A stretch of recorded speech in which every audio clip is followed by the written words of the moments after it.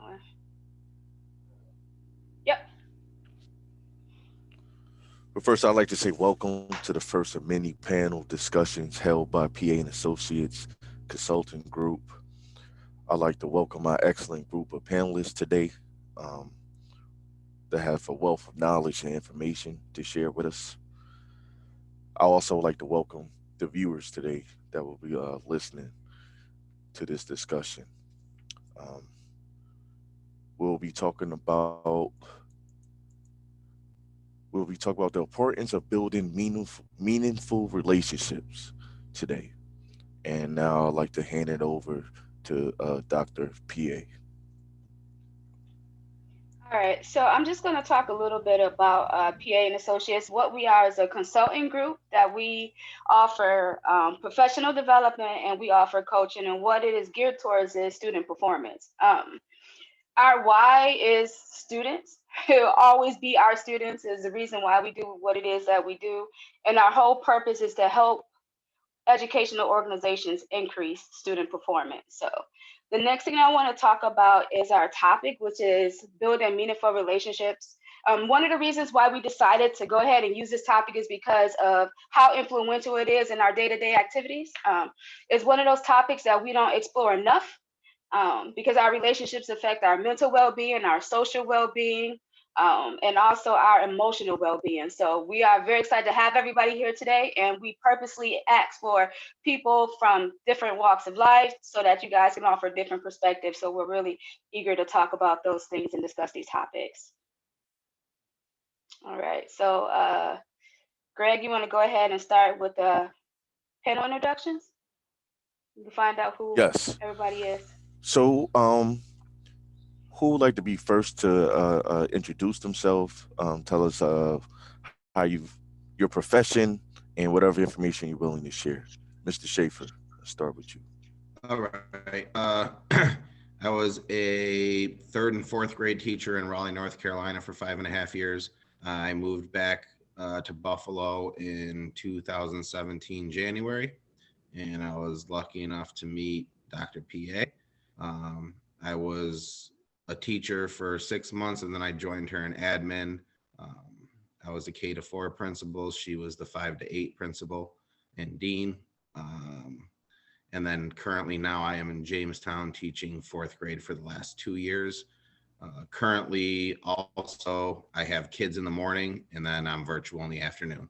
So I have kids in the classroom and then in the afternoon I do my Zooms. That's about that. MJ, would you like to go next? Sure. Hi, I'm Marissa Jackson, or MJ, and I work with an organization called City Year. We're a national education nonprofit that deploys 18 to 24-year-olds into class, anywhere from kindergarten through 8th grade, helping with academics as well as social and emotional learning. I've been with the organization for 9 years. I started as an AmeriCorps member in the classroom, working with students in small groups, one-on-one, as well as partnering with a teacher to support them in their academics, and then have worked my way into staff positions throughout the rest of the time that I've been here. So currently I'm the People and Operations Director, so working closely with our staff in terms of the resources that they need, working on strategy for our growth and different partnerships, and overall just supporting the work that the AmeriCorps members are doing within the school. Thank you. Miss Culverhouse. Good morning, everybody. My name is Chelsea Culverhouse. I am currently a fifth grade ELA teacher. I started off teaching fourth grade in North Carolina. I taught there for about 2 years, and then when I was laid off, I took about a 9 to 10 year break from education. During the time I was laid off, I did have a Girl Scout troop, so I worked with mentoring Daisies and Brownies, which is like the kindergarten through first grade age group. I moved back to Buffalo and found myself back in education. I did spend some time at CAO as a home visitor, working with early Head Start families. Then I came back into education. I had my own daycare for a brief amount of time for about a year and a half and ended up back in the classroom as a first grade teacher. And now I'm in fifth grade. Thank you. Miss Strand. Hi, I'm Ellie Strand. I have been teaching in the K through 12 world for about 7 years now, and specifically in middle school for 6 years. This is my 6th year teaching 7th and 8th grade. Okay. Mr. Morris. Hey everyone, my name is Jonathan Morris. I, along with Marissa, work for City Year Buffalo. I'm also in my 9th year with City Year. I started as an AmeriCorps member in Baton Rouge, Louisiana, where I worked in East Baton Rouge Parish Middle School, tutoring and mentoring students in 8th grade, and then 4 years on staff at an elementary school in the East Baton Rouge Parish system. And then I made the move to Buffalo, where I now serve as the Impact Director, working closely with our charter school partners that we're with. Thank you. And all the way from Georgia, we would like Dr. PA's own sister to introduce herself, please.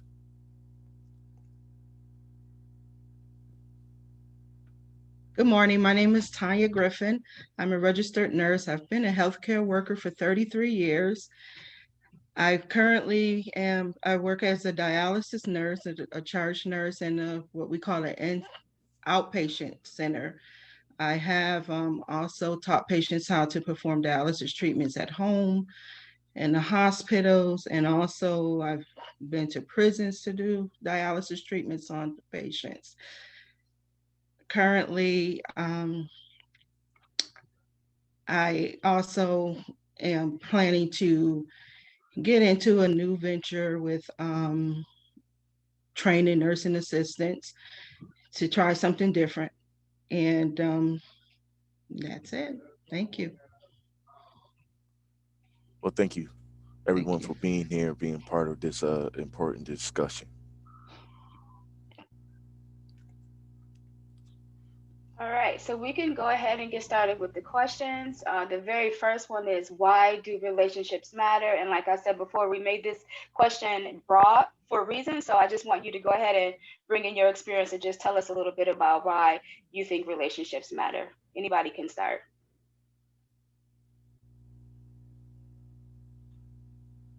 Okay, Schaefer.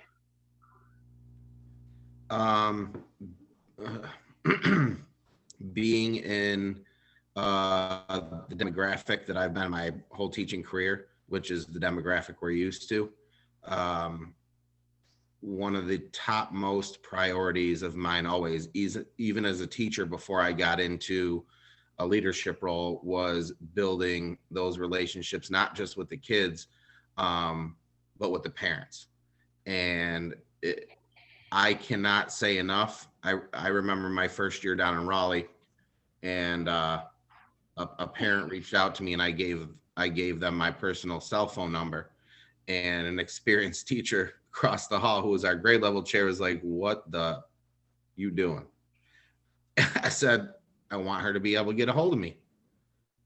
I'm not trying to have them call my classroom. I'm not trying to have them email me. I want them to know that my number one priority is their child and their learning."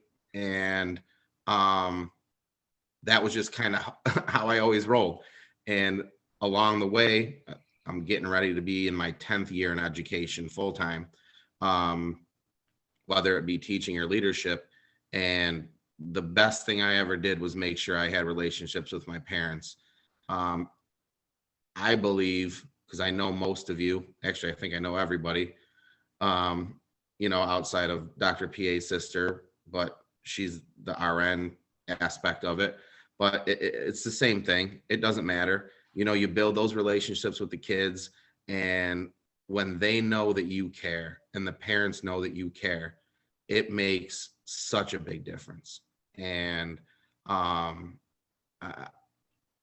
just can't say enough about it. I can honestly say this. I think I had one parent in 10 years that kind of was an issue, but it wasn't even an issue, because they knew that I cared and they knew they could get a hold of me at any time within reason, but it's so important, especially for our type of kids, that you build those relationships and they trust you and they want to be there. Right. in Jamestown right now, especially with the pandemic, our chronic absenteeism, I believe, is 65% right now. That's sad, right? That's sad. 65% of my kids in Jamestown right now are, not just in my room, throughout the building, are chronically absent. And that can't happen. Kids can't learn if they're not there. They want to come to school, and the parents want them there, and the parents need to trust that you're in there for the best interest of their child. And if you can make that connection, if you can do that with the child and the parent, all right, nothing is inconceivable. You can do anything if you have that relationship, but it starts with that relationship.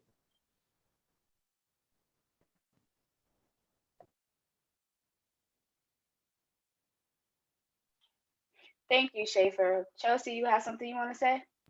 I was just gonna go next after Mr. Schaefer. Go I ahead. think it's important as far as relationships. I think back to my own elementary education and even high school. I had nice teachers overall. I never had a teacher that I felt I could come to with a problem though. So yes, they would help me with math, ELA, science, all the core subjects. But if I had a problem at home, I never ever had a teacher that I felt I could relate to or share an issue with. So I think it's important that as a teacher or as an adult working with children that you have students at the point where they feel that they can talk to you about different things and not necessarily problems, but goals and different things. I never had an adult in school where I felt I could come to you with any questions, concerns, or anything of that matter. So I think by establishing those relationships early and building the trust with them, they are going to be able to open up to you and share things in their lives with you.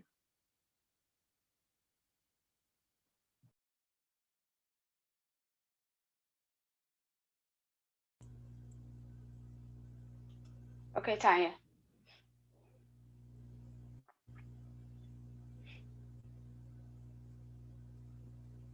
Okay, I'm sorry. I was trying to get off and mute. And I just want to share as far as a nursing standpoint, and it's also the same in a sense as Mr. Schaefer and Ms. Culverhouse said, as far as the caring and trust.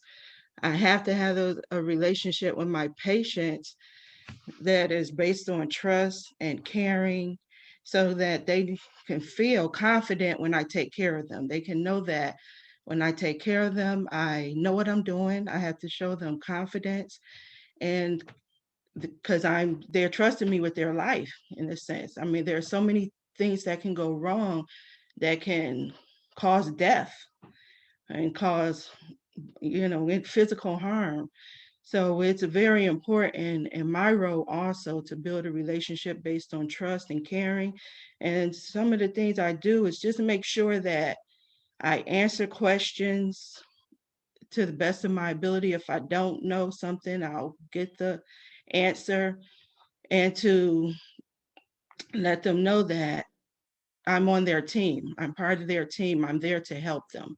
And I also have to have some professionalism also. I have to not call them sweetie, honey, baby. And so that, they know this is an environment where we really, as even though we care about them as a person, we also and we do build relationships that sometimes it's more than just a patient. You still have to let them know that this is an environment that's based on professionalism, and we're here to take care of you. And we also want to make sure we're providing safe care, because there's, especially with dialysis, it's a very challenging disease. It's very complex, and it's very difficult because it affects so many different aspects of a person's life. So, and also just being honest about things. Like sometimes there are a lot of restrictions. So you have to let them know, yeah, this may be something that may restrict you from doing certain things, but you can do other things. And also with their families. And then I also have a relationship with the other team members as far as our social worker, our dietitian, our nephrologist. And that it is very important to have that relationship, because if you don't, the patient don't get the information they need, and you make this process worse.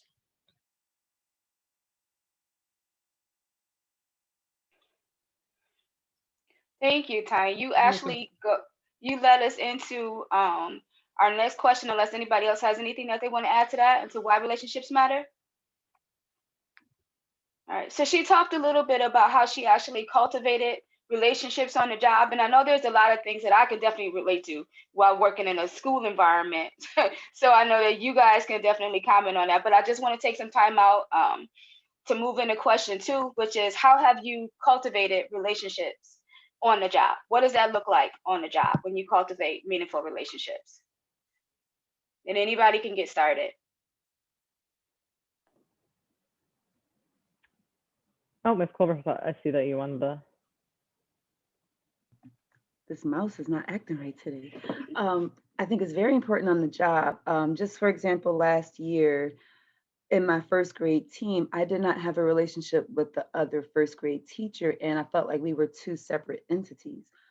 This year with my fifth grade team, we started off rocky, and we kind of had to come to the realization that with COVID going on and everything else, the last thing we need to do is battle each other, and we need to make this work and figure out the common ground. So we talked through our problems, and we've learned to, if something's bothering us, come to each other right away, instead of, you know, 2 members speaking against something and then 2 more members speaking against something different, and just never being cohesive. So us forming a relationship with each other was important. And then with the parents, I think COVID has been one of those blessings in disguise, where you have more relationships with parents for some of them because of the constant contact with like remind messages and email. It is a downside with a lot of other parents, but with those parents who truly want to be involved, it's made you more involved with them, just because of the way we have to communicate with them. Thank you, Chelsea. MJ, you want to go? Sure. When I think about this question, especially in my current role, I am interacting with a bunch of different people throughout the day, whether that's a student to an AmeriCorps member, to our donors, to, someone at our headquarters team in Boston. And so when I think about, how those different relationships are working, it all comes down to not only getting the work done, but like spending time to like get to know and like check in with the person that I'm working with. And so, being able to just kind of say like, how's your day going? Or if I know that they have a certain interest, following up on that and saying, hey, how did that, art project that you were working on over the weekend go? Or, whatever it is, and just finding different ways to realize taking a moment to pause and get to check in will help you further down on whatever you're trying to do in your work and with the person, that you're working with. And so I think through just my different experiences within education, as well as just working with people, relationships is really the way that things will get done. So I think it's definitely really important. And so just finding that time and space to make it a priority. And I think with Citier, luckily enough, we have some kind of built-in relationship stuff. We do a lot of like icebreakers or team builders. So I think that definitely helps in terms of some of that. But just finding other places to kind of add some of those different things in there. Thank you, MJ. Ellie? Yeah, hi. I think I think that, I agree with a lot of things that have been said. For me personally, I've built relationships really through teaching the content I teach, and that is something, I've reflected. It's what I started doing from the beginning of my time in middle school. But I've reflected a lot on it over time, why I was trying to build relationships that way. And I think, authenticity is really important in general, but I feel personally it's especially important in middle school. And so for me, that's authentic to who I am. That's one of the ways that I build relationships. And is through reading and through writing and through just engaging with ideas and being really interested in what people think. So that's a big part of how I've tried to cultivate relationships with my students. And I'm very transparent about that with them, that I do this job because I'm really, I think intellectual curiosity is really important. I think it's really important to have opportunities to, develop yourself in many different ways, in many different academic fields when you're younger. And I really want to see humanities education be something that is, accessible for lower grades as well, not just something that I think in some cases really is even pushed till the college level. I really want to, I want for my students to have more opportunities to explore. And I think I try very hard. I mean, I try very hard to invite them to be part of what we're doing in class and even shaping the curriculum. So I think for me, that's the chief way that I tried to build relationships, but it's also just, and families as well. I mean, something that, even the other day, Mr. Kelly and I were talking about coming together for some projects towards the end of the year with 8th grade. I want to choose what students read based on what they say they want to read, and also based on interests of those around them who care about them. And so I think that dynamic is a really important part of relationship building for me, because I want, I agree with what you said, Chelsea. I mean, I certainly want them to share their goals and dreams, but also for them to feel like that can influence what we do in class even next week. If that makes sense.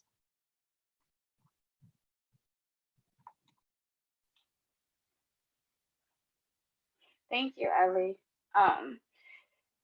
What I really noticed in all the conversations that you guys just had was how multifaceted relationships are. I think sometimes we think of it as being like just one-dimensional, and really it's this whole entire effort that goes into building relationships with everybody that you come in contact with, either on a job, in your personal lives, wherever you are. So that was really important that I got that message. But if we don't have anybody else that want to share, I'm going to go ahead and move on to question 3. And I promised myself that I wouldn't talk, but I got to talk about this just for 1 minute. So our third question is, let me change the view. Our third question is, when did you realize that relationships were important in your profession? And I chose this question because I had this incident, right? When I first started teaching, I taught at Stepping Stone Academy Charter School. I don't know if you guys remember, it was over there in True Bethel. It was there. And that was my very first teaching job. And I think it was a 1st grade class that I had. And I was brand new to teaching. I felt like I was ready for the world, had my education, I'm good. I got into the classroom and all I did was yell every day, all day. Like I went home hoarse, I was stressed out. My sister could tell you. I said, man, I can't do this, sis. I'm tired. I can't do this. I chose the wrong profession. It's not going to work. And I had a friend who's actually my daughter's godmother now, and that's how I met her. And she came into my classroom one day and she was like, stop yelling. That's all she said. And I realized after that point, after I stopped yelling and I started going through everything that in my mind, okay, what went wrong? What went wrong? And I'm like, my kids don't know me and I really don't know them. And that was actually the problem. It wasn't really just the behavior. It was the fact that I did not take out time to get to know my students, and I didn't give them time to get to know me. So that is actually where question number 3 came from. And I was just wondering if you guys had a specific point in time in your career or wherever where you realize how important it is for you to establish relationships with other people. So if there's anybody who want to go ahead and start, go ahead. Tanya? Okay. Yeah, I think I realized the importance of relationship in my profession when I was doing my clinicals in school, and I was working at a hospital. And I noticed that when one of the nurses would call a particular physician, when she gave the information, he would make an informed decision at that time based on the information that she provided. But there are other nurses that he would say, they would give the information and he would say, I'll be there to see the patient. So after a while, I started feeling like I don't think he's trusting their judgment. So I think with the other nurse, she would give detailed, concise information, and she will also ask him, do you think we should do this, that, or the other? And some of the other nurses wouldn't do that. So I realized it was important to have a trusting relationship with the physician also. And I mean, just everybody in our field that we work with. However, that the physician is the one that will make all the decisions and you just pretty much carry them out. But the physician, if they feel that they can trust you, and then throughout my career, I've always learned I learn each physician, what they like, what they don't like, and kind of, try to arrange my questions and my thoughts of based on them. And because I know some physicians, they don't like you to give them suggestions. They don't like you to tell them, do you think I should do this? You should do that, or I should do this. They like to be the one that tell you, do this. So I'll just let them go ahead and tell me, and then some I'll make suggestions. So that's when I felt like relationships were important, and especially a trusting relationship with your peers or your leaders. Thanks, Tanya. Mr. Schaefer? I'm gonna backpack right off of that. When I moved to Raleigh, we opened a brand new school when I was down there. And the grade level chair for that year, she ended up leaving for another school after that. And this other woman came in that had 20 plus years of experience, and I'm in my first year. And she kind of the same thing, right? It's my way. And she was very strong-headed about that. I loved her. I still love her to death. But it was Spruill's way or no way. And that following year, or my third year, sorry, I became grade level chair. And it was so hard for her because it was like any decision that we came to as a team was always Spruill's decision, right? It was her decision. And there wasn't really any talking back and forth and feedback. And her and I kind of had a head-to-head blow, and it wasn't bad. It was just, we needed to have that conversation. We needed to understand that we're not here for us. You're not the boss. I'm not the boss. We're here for the kids. And right, just kind of like you're there for your patients. Like, this is not about us. It's about the bigger whole. And once I had that talk with her, it became a much better relationship because it was for the kids, right? We put our differences aside, her power struggle. Dr. PA and Mr. Kelly, MJ, Ellie, I am more of a passive person than I am somebody that's going to come at you hard, right? But that conversation that I had to have with her, I went at her hard. My voice was shaking. I mean, I didn't want to have that. She's my elder. I respect her. She got 20 years in the profession. But when it came down to it, we needed to understand that we're in this as a team. We're in this together, and it's for the kids. It's for the better whole, like I said. And that was huge for me. I believe that was my third year. That was my third year down in Raleigh.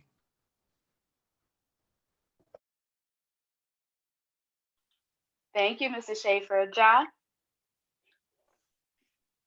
Yeah, so I think when I think of this question, the first thought that comes to mind is actually from my first year in City as an AmeriCorps member, like I said, at a middle school in Baton Rouge, Louisiana. There was a student, an 8th grader, who I was freshly working with as a tutor. And I just noticed every morning she would stop to chat with us in City as we welcome students, but in class, specifically in ELA, she never got kicked out of class. She would walk out at some point because she got frustrated with the teacher and or the students. And the way she was approached afterwards, it wasn't working. It wasn't helping her change any habits or stay in class. So I just made a point every morning when she would walk in to check in, and just I surprised myself. I just challenged her. It was super simple. It wasn't anything. I don't know. I just thought of it on the spot. And I was like, hey, like walking out of class when you get frustrated with your teacher every day it's not helping you. And I would just challenge you, like when you're getting upset, when you know he's getting on your nerves, just take a breath and just for one day, just try it for one day, staying in class. And I was like, can you do it? And she's like, I'm gonna try.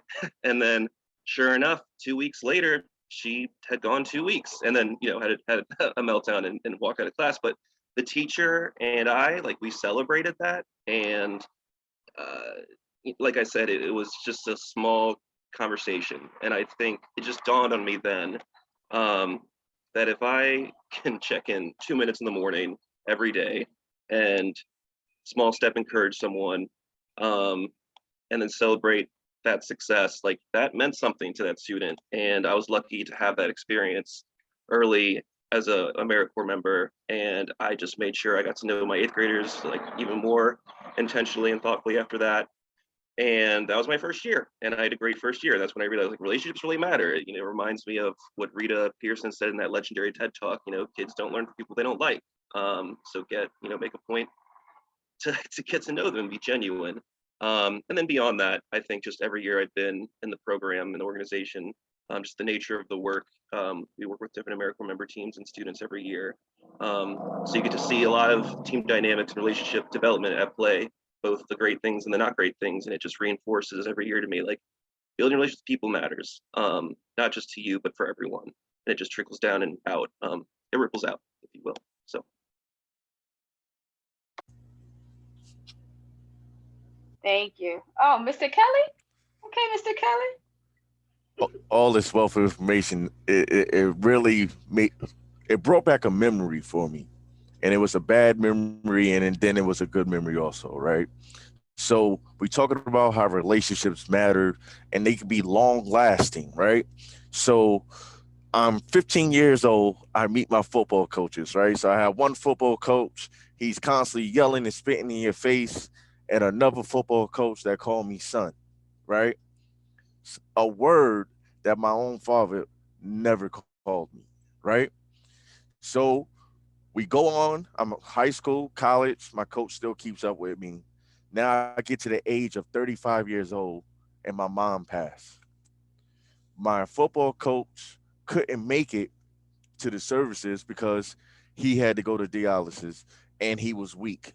He sent somebody to represent him during my when went home to bury my mom, right? So now here comes my first holiday without my mom. And I'm in the shower and I'm just crying like a little baby, right? And didn't even get to start cooking yet, and now I'm married and stuff like this, and I'm just a wreck. My phone rings and I didn't get a chance to answer it. And I checked the voicemail, and it was that same football coach that says, son, I know it's going to be difficult today. If no one tells you that they love you, I love you, son, and you're going to make it through. So, like relationships, something that started at 15 and I was soon to be 41. And he just called me the other day and I check on him, and we have a whole Facebook page with from guys that I played with that's older than me, that's younger than me, and we stay involved. And in this relationship with Steve Milton, he saved us because we could have went totally left and went other ways and could have been in jail, cemeteries, and stuff like that. But by him making an impact in a bunch of young men's life, and it turned into long lasting relationships. So that's my piece. Mr. Schaefer. Thank you, Greg. I can't follow that up because that was beautiful, and it really is. Right. Nobody's trying to cry on here today, Gregory. I know. Come on, Craig. But just really quick, it's something small. It's kind of like Dr. PA said earlier. Right, your kids don't know you, you don't know your kids. Get to know the kids, get to know the families, and something that I've done. I tell my kids I love them. I let them know that I care about them and love them. There's a lot of teachers that don't. There's a lot of educators that don't. And for me, when I can have a conversation with my class and we all shed tears, that's the type of learning environment that I want. And that happens in my classrooms. That's happened in our buildings, right, Dr. PA? Like, that's what's important. The kids need to know you care. And there's nothing wrong with letting them know that you're human and that you love them. Just because different skin color, different environments, different, it don't matter. I tell my kids at least twice a week that I love them. And I think just those simple words, you know, even what John said, meeting those 2 minutes, right? They look forward to those 2 minutes, John, right? Like, they look forward to coming to school because of you and because of us. And it's so true, right? You got to open up. You can't just be the teacher. You're their teacher, or you're their principal, or you're their whatever, but they need to know that you're more than that. You're family. They're family. We see them more than their own blood families do, in all honesty. And for them to understand and realize and accept that, again, it doesn't matter where you come from, what color you are, what race, sex, gender, don't matter. You know, we care about you. We love you. And we want you to succeed. That's where it's at. So, Mr. Schaefer, thinking about what you said, and then I'm thinking about also what Ellie said about just being your authentic self, right? Because a lot of time our students don't think that we're actually real people, right? Like, they see us in the store, like, oh my gosh, she actually goes to the store, or oh my God, they have a first name, that sort of thing. So it's really important that they really know who you are and that you genuinely care. Because out of everybody, kids can see through you. They'll notice it right away, and you can't fake it. You can't fake it. You know, but they could be the easiest people to actually build those relationships with. And I think that's important, because now that you're doing it, you're leading by example, and then they're more likely to do the same thing, right? So you're cultivating this environment where, you know, relationships actually matter. It's important. So the next question that we're going to talk about is, how do those relationships, in your opinion and through your experiences, actually influence student outcomes? Like, do you think that it has an effect on it at all? And if so, what does that look like? Ellie, and then MJ? I mean, I think that relationships have a tremendous impact on student outcome. You know, I think especially if you're trying to engender a lot of academic growth in a short period of time, you need to make sure that you have an environment where students feel like they can make mistakes. And that is actually really, really hard to build for many different reasons. And so I think that, you know, for me personally, I've talked a little bit about how I try to do that. I think, you know, I listen really carefully and pay attention. And also I try to build that culture through being really well prepared, which doesn't mean I always do everything that I prepared to do, because teaching involves a lot of, you know, responding in the moment and improvising based on what's actually happening in front of you. But, you know, I try to make sure that I'm showing up in a way where I'm modeling that just preparedness and care. And then also, like, from that space, you know, that I'm willing to make mistakes, first of all, because I do, but acknowledge them, talk about them. And I think that I've genuinely found that is an effective way to build that culture. Because I think, you know, as everyone's been saying in different ways in these positions, you know, every one of us is a leader. And so, modeling that vulnerability is important. It's not something that, makes you appear weak. I actually think it's the reverse. I like to also model asking for help, model all the things that I want students to do. And again, I do think that creates a situation where they're more willing to take also academic risks and even push themselves beyond grade level or whatever it is that we want to see. Maybe make a suggestion.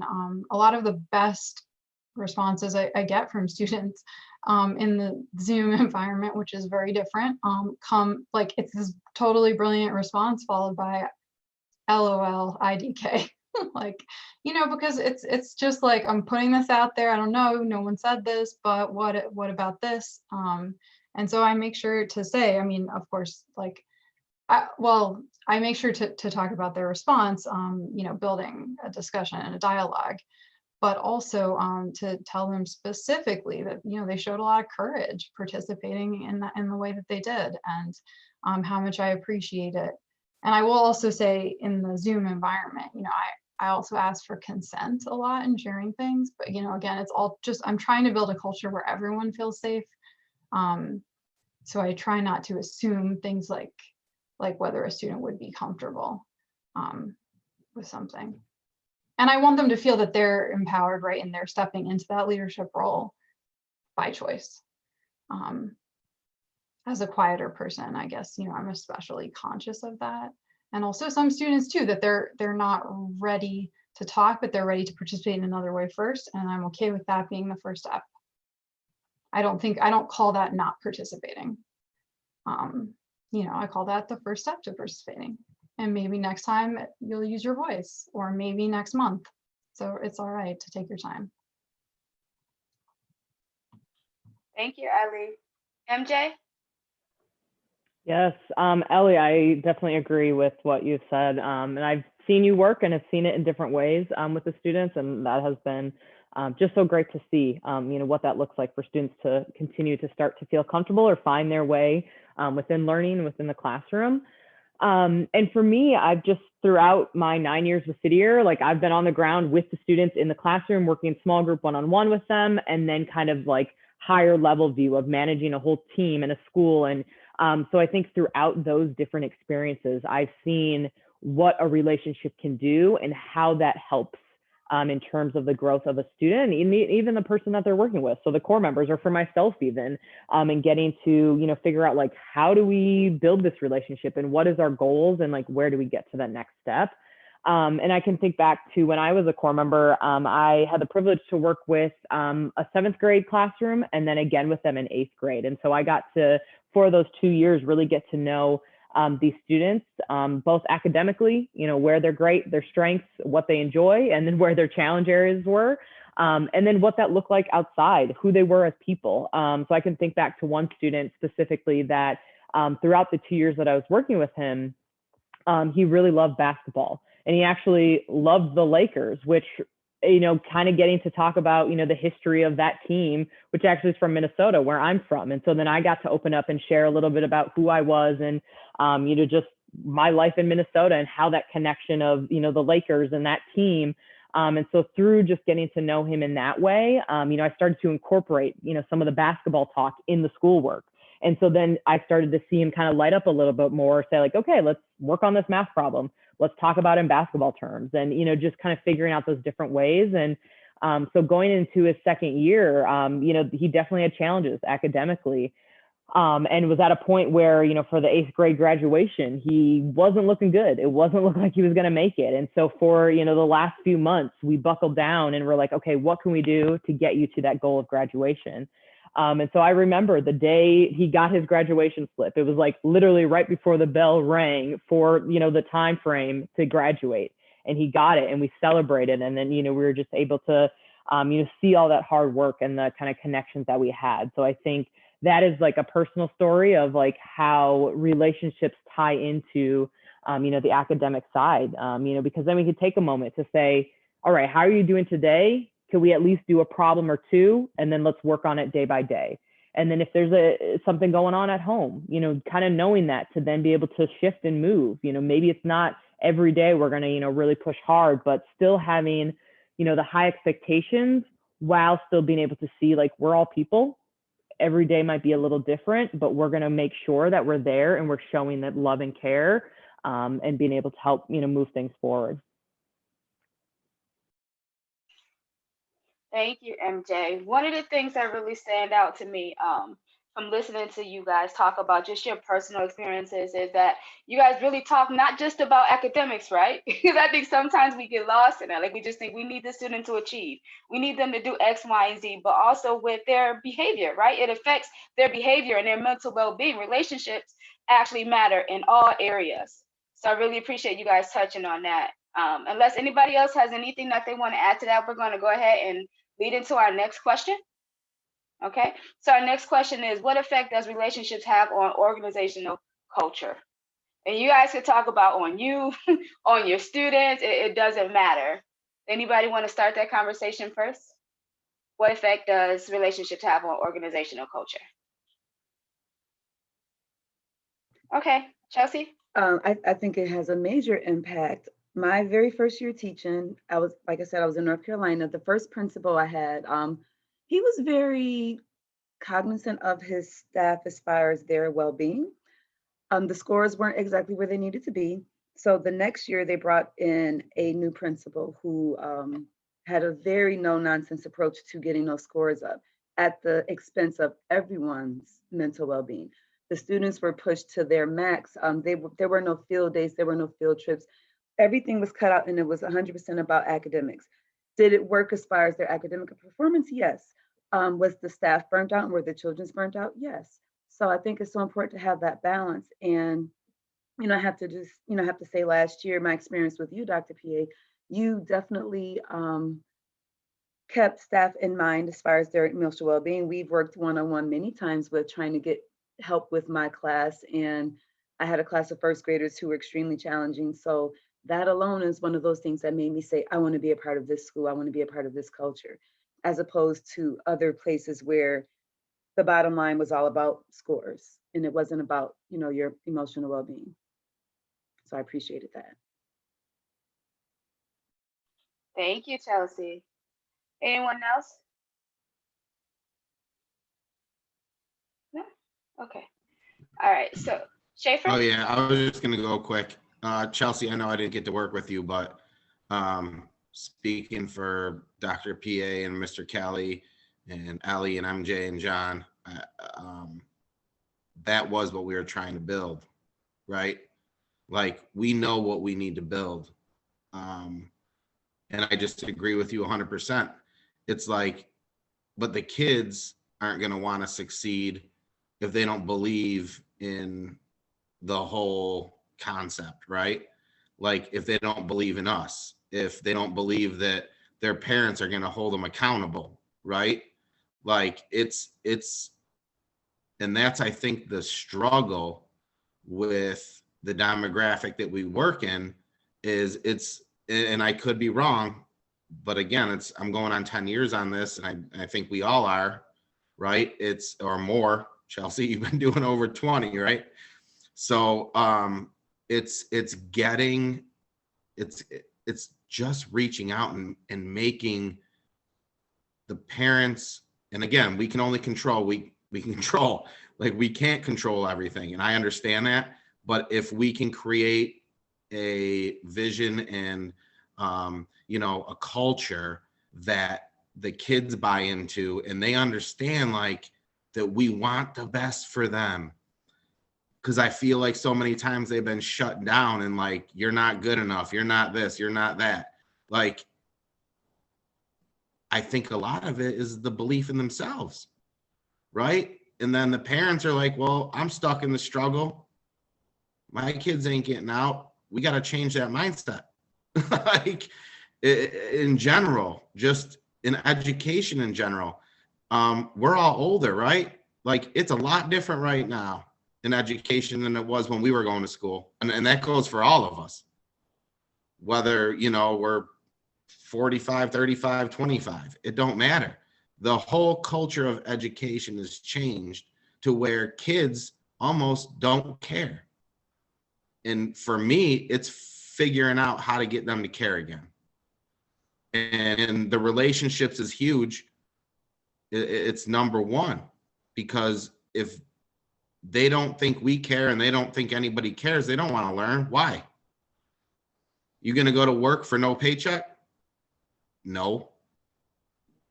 You know, and I feel like something needs to happen where we need to understand we're going in the wrong direction.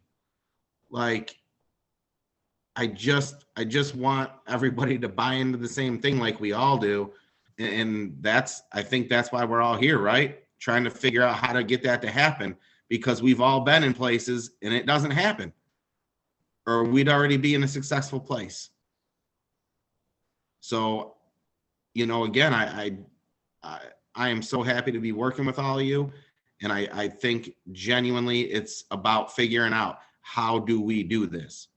How do we get the culture to change? And when it happens, it'll happen. But until it does, I feel like it's that same rut, right? You're digging a deeper hole. You're digging a deeper hole. I have a parent right now, not to keep talking, I apologize. I have a parent right now, though, that wants to hold one of the kids back that was on virtual learning all year. She does not want him passing. She didn't think that he should have went from 4th grade to 3rd grade last year because he missed half a year of school. Well, guess who was doing all his work the whole first half of the year, when I'm thinking that he's a high learner? Because verbally and orally, when he contributes, you can tell he's smart. Well, he came back to in-person learning. He's in my other teacher's classroom now. He won't do nothing. He shuts down. He starts crying. Like, and there's nothing. I went in there and talked to him. His mom's talked to him. It's like, how do we change that, right? And it makes me so sad, because the kid is smart, but he's dealing with issues. He's got a 504. He's, you know, ADHD. Again, what can we control? And I think that's what we're on the right path of doing, is trying to figure out how we can do things that make a difference. Great. Thank you, Schaefer. Ellie, you have something you want to say? Okay. Yeah, I think, you know, I think that I, you know, have had and right now have a great team around me. The people I work with every day, I feel like we have been doing as much as we can in the online environment. And so, you know, I think that something that we've done a lot of to help with that too, you know, to everyone else's points here, I think today is we've talked to each other about our own experiences in education and what we want for our students. And, you know, I even think about like what I'm planning for Monday. And we're going to do, you know, we're going to have 3 different groups, and you know, I trust and I know what's happening around me, because we've had these conversations about, you know, yeah, I guess I hadn't really thought of that as much till now, but you know, our own experiences in education, I think, were a part of what we needed to reflect on, right? And as similar as we are in some ways, like if I'm just thinking about myself and the team I have around me right now, you know, we're very different in other ways. And I think having those conversations paved the way for working with our students, but also we committed from the beginning to always listening to each other. And so I think that's also what's helped a lot, because we watch each other teach all the time. I have co-teachers, and I'm really fortunate to be in that position, you know, where I have, yeah, incredible co-teachers around me, but it's not about, you know, agreeing on everything. It's about listening in that way, you know. And I think actually one of my current co-teachers started in City Year, and, you know, saw me, I had some of my most vulnerable moments in teaching. And, you know, because I think it, I don't know, maybe it does get said and I just don't hear it, but teaching is a profession where you're also very vulnerable. And so I think it's it's not for all the reasons we've touched on, right? Because you're responsible for a culture, and how are things going to be in your classroom and around you and in that space, and building those relationships. Yes, and you can get. I think the other thing that scares me sometimes, I need help a lot, and I've gotten a lot of help, and I've been really fortunate in that way. But at the end of the day, like, I think I've had to step up and be a leader in the classroom because I'm the teacher, and I don't know how I didn't make that connection before moving into the K through 12 world. I've never thought of myself as a leader. It's not. I just really wanted to work in education, but for some reason I didn't connect those pieces, and I guess because I was always, I don't think I ever spoke in school. I truly mean that. I don't think I did. It took me really until graduate school. But again, I did well, and I was very social, and I didn't make those connections. So I think co-teaching models, when you're fortunate to be able to have that type of dialogue that I do have around me now, there's a lot that can be accomplished, especially in terms of one-on-one help too. And again, I know that one of the people I work with has worked with John and Marissa, so but these, like, I think that's also why it speaks to the city year role too, is just, if you're really in the classroom, you can see a lot. And you can make those informed decisions, right, about whether this is something that you want to move forward with. Because I think that commitment matters too, right? So just wanted to add that. Thank you, Ellie. Very good points. I think that you and Mr. Schaefer are definitely on point. How do we start to make that change? And I think that just bringing it up in discussion and having those conversations, right, is the very first step, is recognizing that relationships matter and recognizing how that actually matters, regardless to what environment that you're in. It matters. All right, so we're going to wrap things up, and I'm just going to hand it in to Mr. Kelly so he can lead us into our last question for today. All right, thank you. I first want to start off with reading you a definition. Okay, it says trauma is the unique individual experience of an event or enduring conditions in which the individual's ability to integrate his or her emotional experience. Immediately after, there's shock, maybe denial.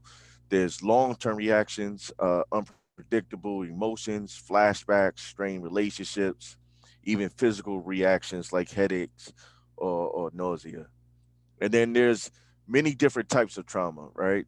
So some examples includes bullying, community violence, physical abuse, early childhood trauma, natural disasters, domestic violence, and complex trauma. So as we move into question number 6, how do you identify trauma in your profession, and how do you support those who have experienced it? Then the second part is, how did you overcome toxic relationships that you experienced in your life? And what advice would you give to someone currently in a toxic relationship? Who would like to go first?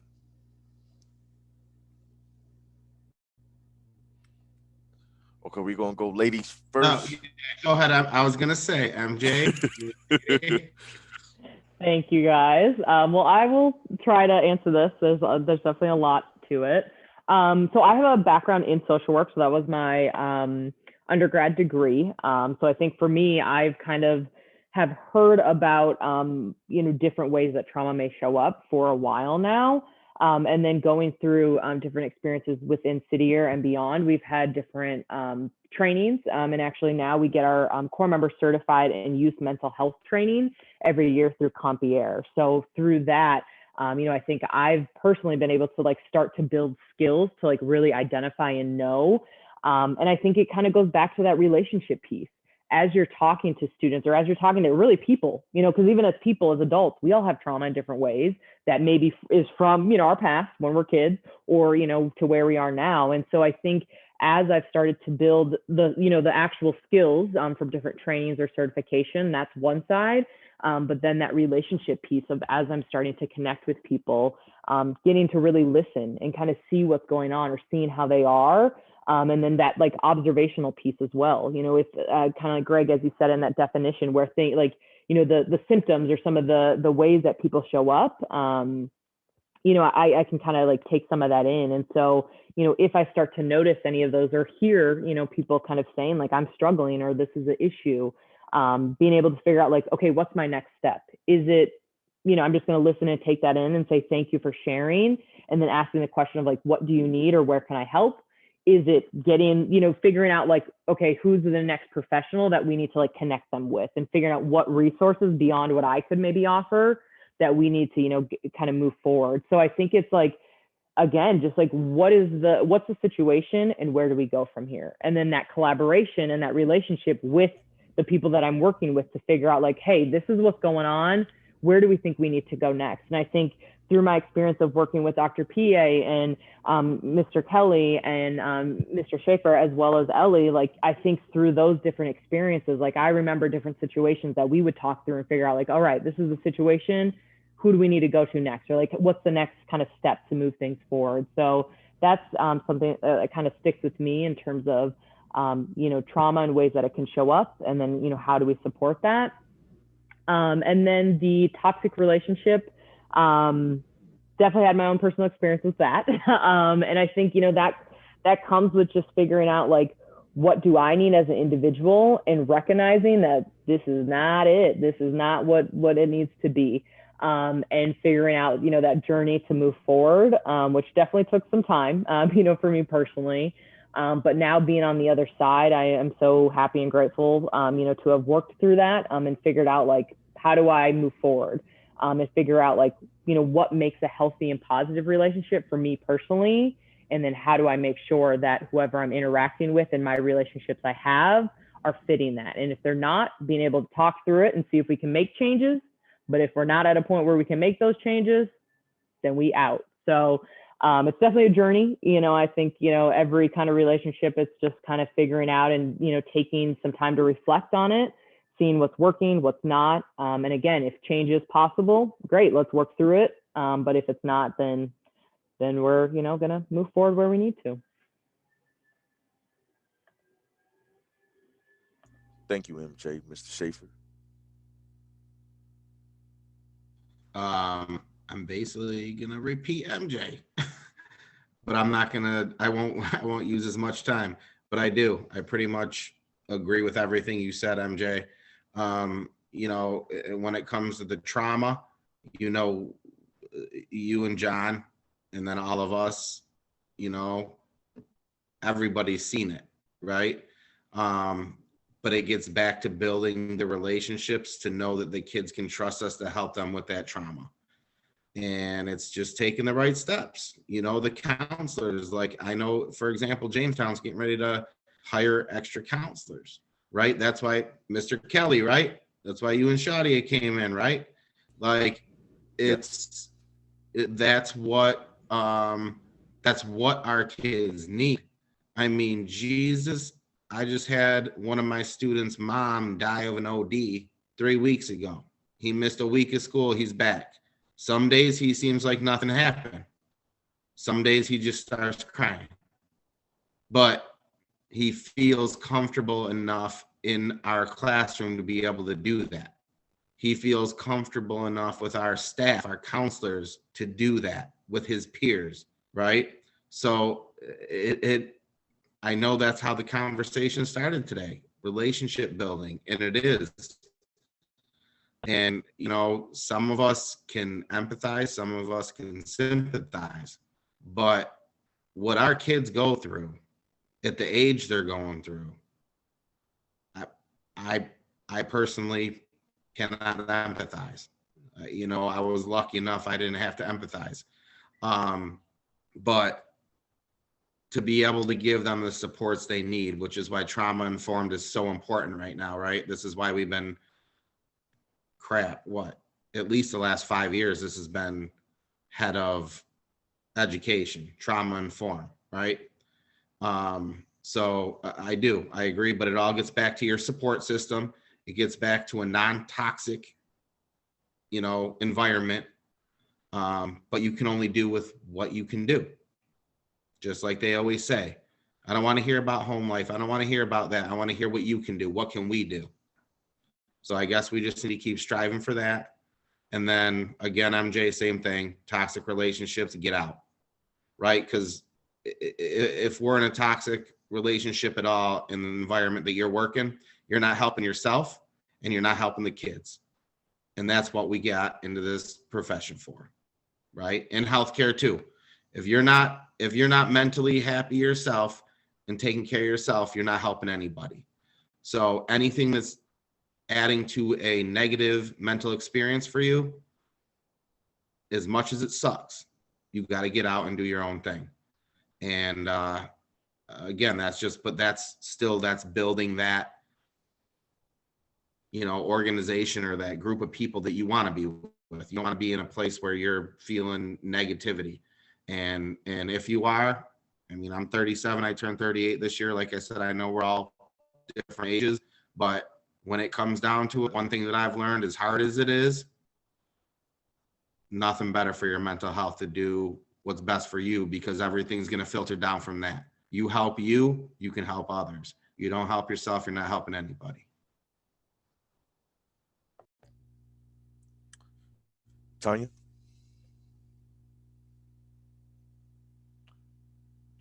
You're on mute. I'm mute, baby. I'm sorry. No problem. I agree with Mr. Schaefer and Ms. Jackson.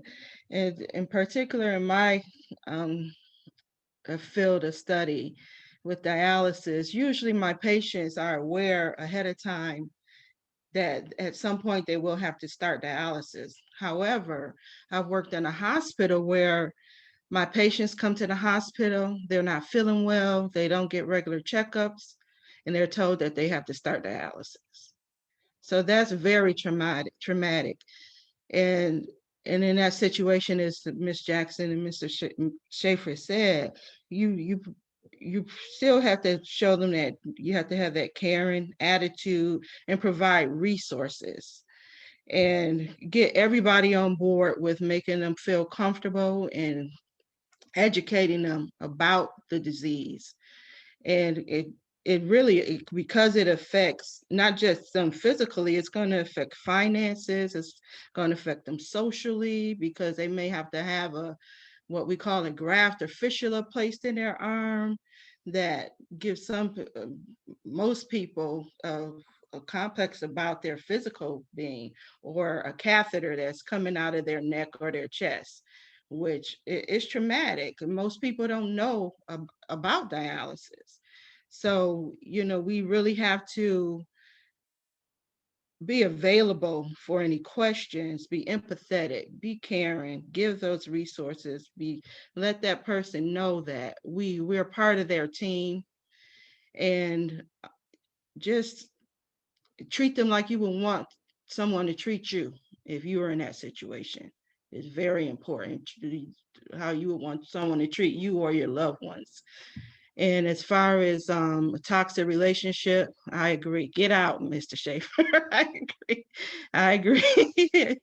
Is get out. Once I express my concerns and the negative things that a person is doing or saying, and if they continue to do that, that shows me they don't care. And I've done all I can do to help make the relationship healthy, and they're not doing their part. Yeah, that's the only thing you can do. Let it go. Yes, that's very important to identify like your own personal needs, and also like with the self-care, because as we deal with trauma, and we're listening to the trauma, we're seeing it, we take that on. So you have to find a healthy way to deal with taking on other people's stuff that could be traumatic to yourself, right? Mm-hmm. So that's very, I like that, Mr. Schaefer. Get out. Get out. So sometimes you may have to run, Mr. Schaefer. Right? I only speak the truth, my friend. Yes, yes, yes. What I Miss did. Strand, Miss Strand, was that your hand going up or? Yes, go ahead, Miss Strand. Yeah, I just wanted to add to yeah, that's something that um yeah, I agree. I think that, you know, with what everyone's saying, I think the last point that you made is really something that is important personally to me that I've come to recognize very slowly. You know, but I absorb a lot of energy around me. It's just how I am. And I think that that's a trait that a lot of people in teaching have, frankly, in my experience. So um, it's definitely important to recognize the role of trauma. I think in that situation where you're someone who is you know exposed to the trauma almost like secondhand, if you could say that. It's a lot. I mean, if you are invested and you're involved in those relationships, you know, it's a lot in terms of educating yourself. I think it's a lot in terms of taking care of yourself and collaboration. I think what you mentioned, Marissa, is obviously critical. Um, and you know, for me growing up, my mom actually worked for domestic violence services, and so I think, you know, that I always have in my mind, you know, that there's a lot that may be happening around me, and I think, and I remember wondering how she was able to do what she did every day, and she did tell me when I was pretty young, you know, that she just it was really hard, but that she had to take time for herself. Um, and don't I didn't understand what she was trying to convey to me until, you know, I got into teaching, because I think I was never in any situation that came close to just you know, the connections that you feel until or the I don't think I was in any situation that came close to the level of responsibility and connection that she felt with the people around her until I got into teaching. Um, if that makes sense.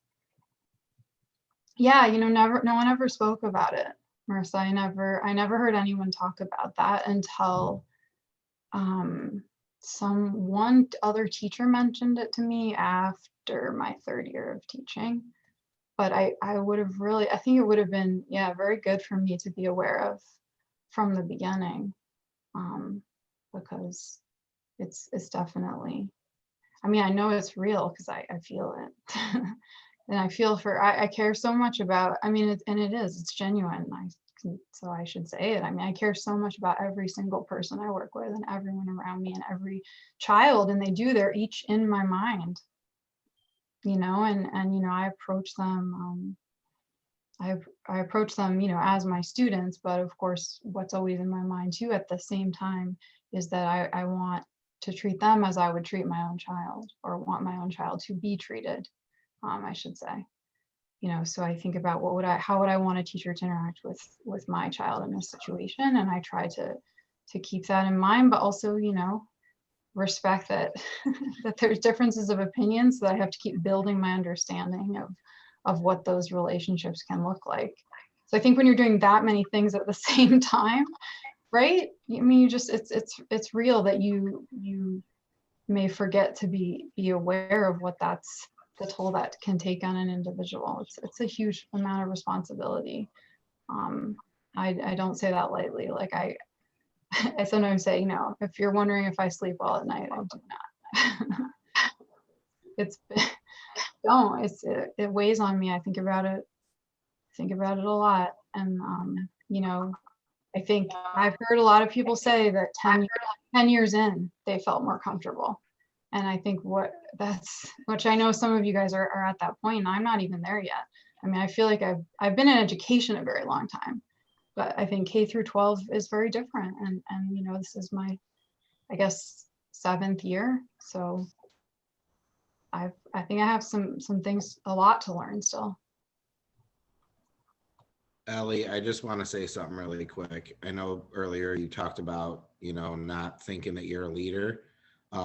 Just because you don't stand in front of a classroom and have a loud voice and have a presence about you, you have your own presence. And I've literally never met a teacher that works harder than you.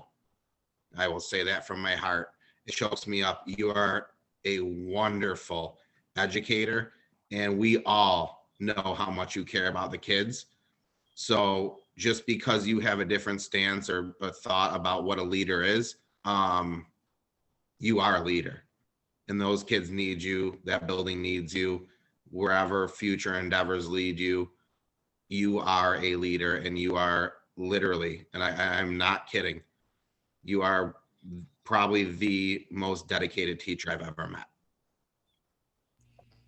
Just to piggyback off. I don't know what to say to that, but just I should say thank you first of all, but I don't really have the words to respond to that. I really appreciate it. It means a ton. I mean, I don't say this lightly. It means a lot to me because I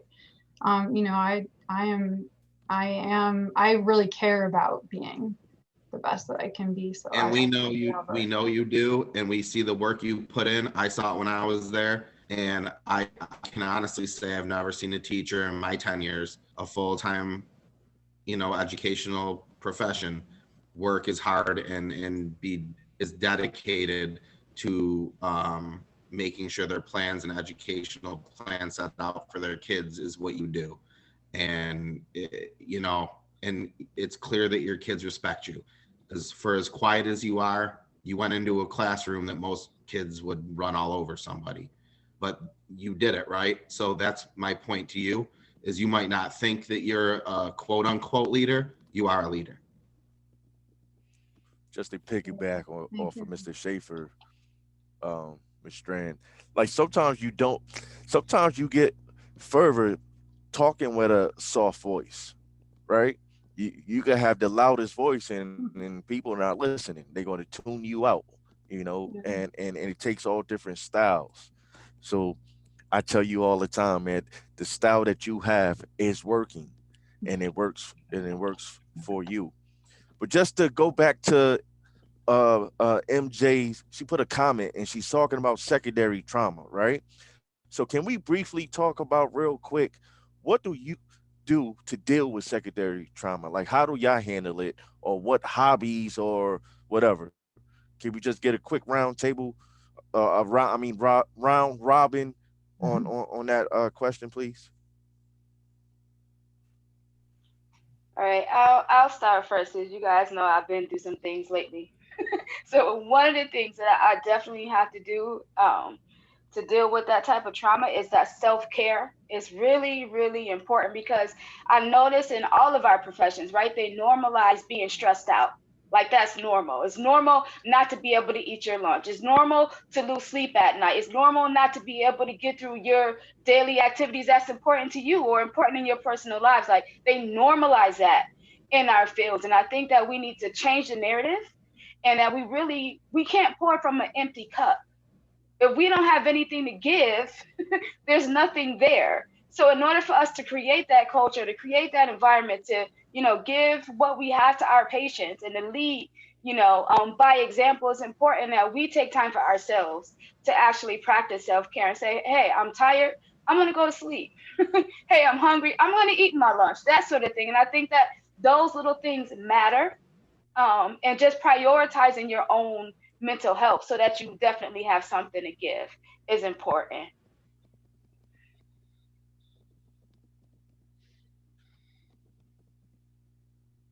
Well, for me, it's family, um, my spiritual life, and some of y'all all know that I indulge in cigars. So when I have a stressful day, I'll smoke me a cigar on the way home, and I have the ability to turn it off. So when I get in that car, it's back to Greg Kelly in his world. That's for me.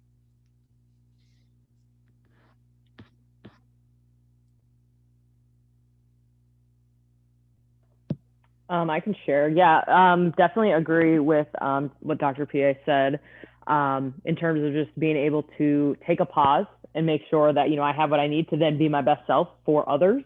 And so for me to do that, I, on the weekends, try to go out hiking. I love being outdoors and kind of like being away from technology for a little bit too.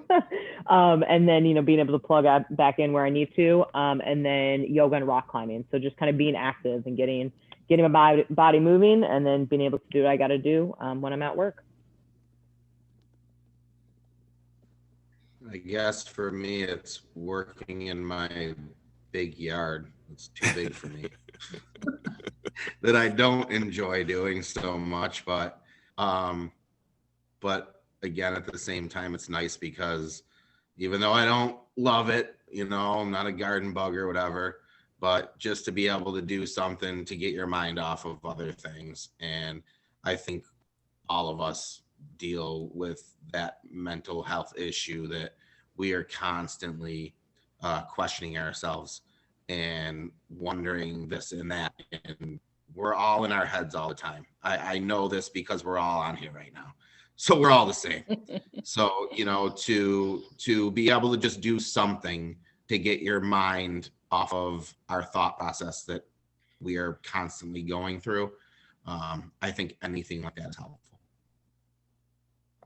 Yes, I think for me, it's just having a quiet place, a place where everything, the television is off. Sometimes I may have some soft music. Sometimes it's just quiet, just nothing. I did pick up gardening. I enjoy that. And just, I got a big yard, so I can fly you up. okay. I may have to get some tips from you. You don't Yeah. want any of my tips. But you basically, me finding a quiet place, sometimes just having some soft music and wine.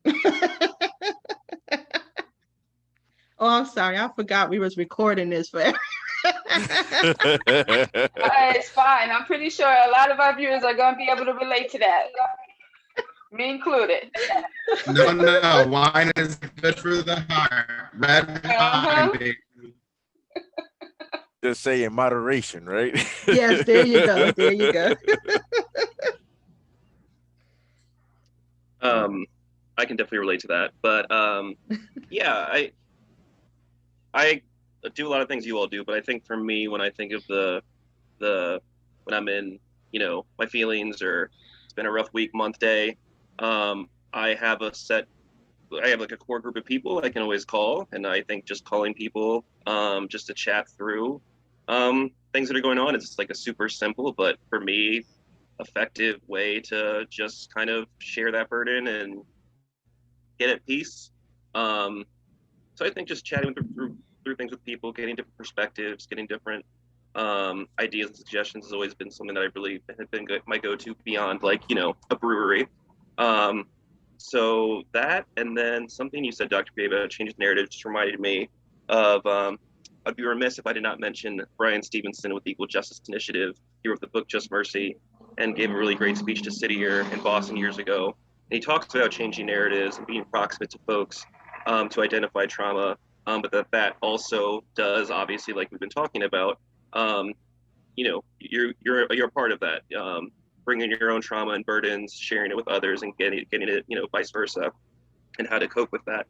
He just talks about 4 different steps, and the third one he mentions is staying hopeful, like finding your hope quotient. And I don't think I need to do this often in my work or conversations with folks, but every now and again, like revisiting that speech, revisiting stuff, inspiring stuff that he and other people have been doing, things that you all have been doing, like that, and is a way that I refill or find my hope quotient, and get more hopeful when things beyond just like the daily trauma, societal, international trauma also, finding that hope quotient helps me a lot.